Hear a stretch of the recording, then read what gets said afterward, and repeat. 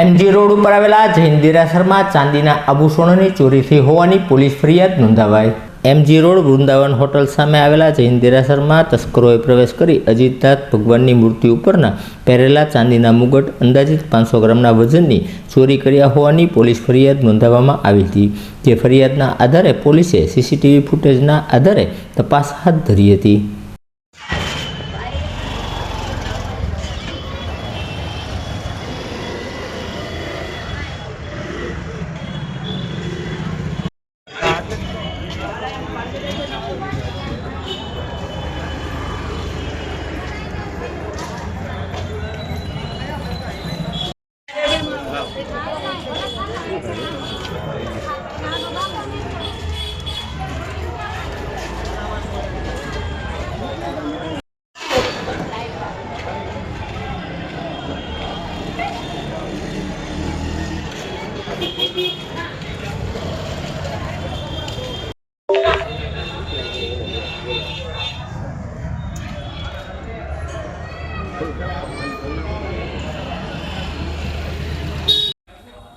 બસ એને સ્ટેપલર મારો।